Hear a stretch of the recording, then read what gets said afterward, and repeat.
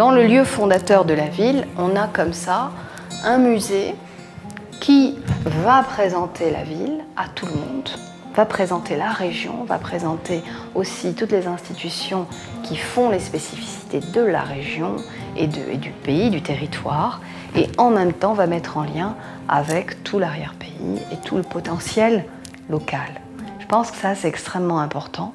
D'où une architecture en pierre, en terre, qui renvoie aussi dans les portes choisies, pour ce qui est de ces espaces de Tigmin Tamazirt et de l'espace des archives, qui renvoie aussi au patrimoine dans son ensemble régional. Ça va être un lieu qui va être destiné à la fois aux associations, aux ateliers pour enfants. Il y a un espace de démonstration aussi pour les femmes. Et ça va être finalement un espace polyvalent où on va montrer tout ce qui est disponible dans la région en termes de produits locaux, etc., en termes d'artisanat, en termes de type d'artisans. Et aussi, ce sera un écotour, puisque dans les salles du haut, on va disposer un certain nombre de LED avec tout le potentiel touristique de la région qui est absolument énorme.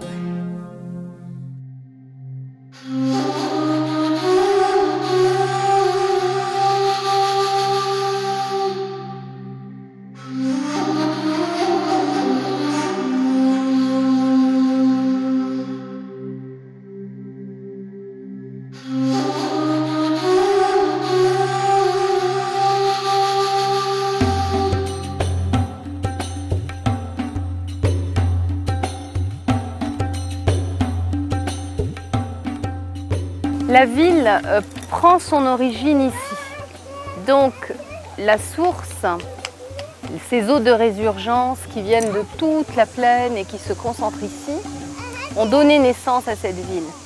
Il fallait donc, au moment de sa requalification, à la fois regarder les images d'archives et en même temps lui redonner une nouvelle image, une nouvelle vie et réfléchir aux besoins de la population.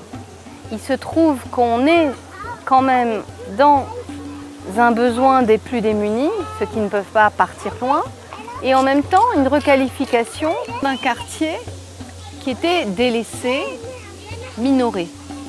Donc, quand on a un peu resserré le bassin pour étendre les jardins, on a rappelé par les htara qui sont derrière moi ces fameuses notfia, ces citernes qui existaient en pierre sèche et qui existaient qu'à brevet jadis.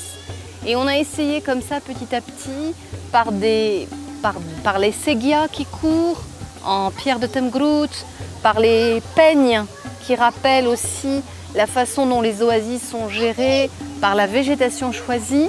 On a voulu rendre lisible ce patrimoine et le redonner à saisir par ces ambiances, par ce plaisir d'être ici. Et sans doute que la plus grande satisfaction, c'est qu'on l'a ouvert au Ramadan de l'année dernière, c'est de voir comment, par la fraîcheur créée par le flux de l'eau, qu'on a installé nous que pour oxygéner l'eau au départ. Et parce qu'il nous fallait faire ce double flux qu'on voit, de façon à ce que les eaux soient filtrées.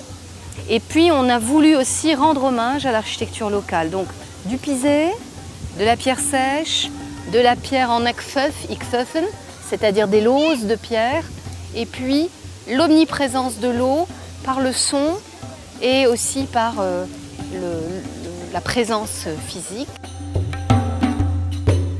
كنسكن في هاد النواحي ديال العين الزرقاء في هاد الجهه هادي. المهم حنا فرحنا بهاد الطبيعه هادي اللي كاينه. كنتمناو الله سبحانه وتعالى الدراري يحترموا هاد البلاصه هادي، تكون منطقه سياحيه وتكون متنفس لولاد تيزنيت. مرحبا.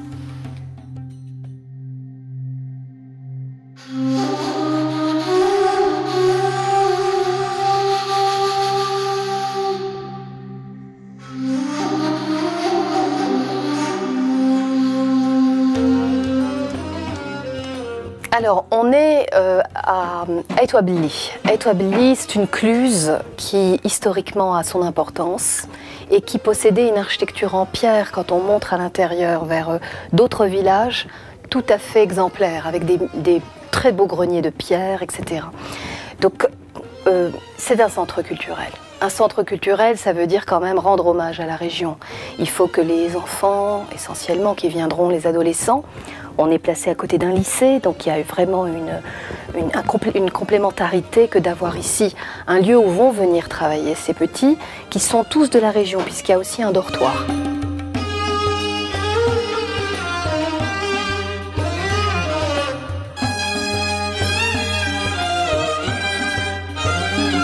D'un point de vue climatique, ce qui était important pour nous, c'était de mettre en œuvre ces techniques qui ont fait leurs preuves sur la durée et montrer qu'elles sont efficientes avec un certain nombre de dispositifs au-delà de la mise en œuvre. Donc on a un paramètre esthétique et culturel évident et un paramètre climatique dans des régions où il fait quand même 6 mois de l'année très chaud. Normalement, ce chantier a beaucoup de spécificités en réalité. Comme vous le savez maintenant, cette discussion des changements climatiques est au cœur de débat. Donc, comment atténuer les effets de ce phénomène? Comment adapter les constructions? C'est une très large question. On a la chance de travailler là-dessus avec l'architecte Madame Salima Naji. Et nous avons adopté pour ce chantier, une approche d'architecture bioclimatique.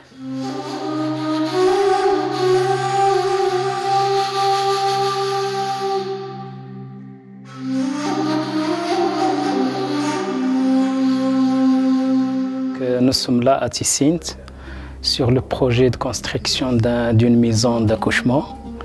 Il est dédié aux femmes rurales pour améliorer les conditions de son accouchement. Le projet est financé complètement par l'INDH. L'accouchement, ça reste l'une des causes de mortalité les plus importantes de certaines régions du royaume. Et les femmes, souvent, ne savent pas où aller, comment faire. C'est un moment vraiment d'intimité. Et on a réfléchi à une maison qui soit un lieu de soins, un lieu de douceur. Là encore, on n'a utilisé que des matériaux locaux, la terre, l'argile, la chaux, le bois de palmier. Nous avons privilégié la terre pour que l'espace soit agréable, mais aussi thermiquement supportable.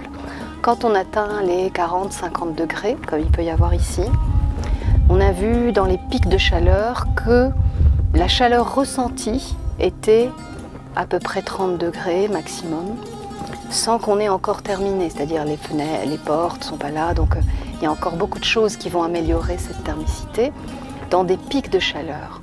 On souhaite bien arriver à passer ce message que la vraie adaptation dans le domaine de bâtiment et d'urbanisme est possible en utilisant les matériaux de construction locaux.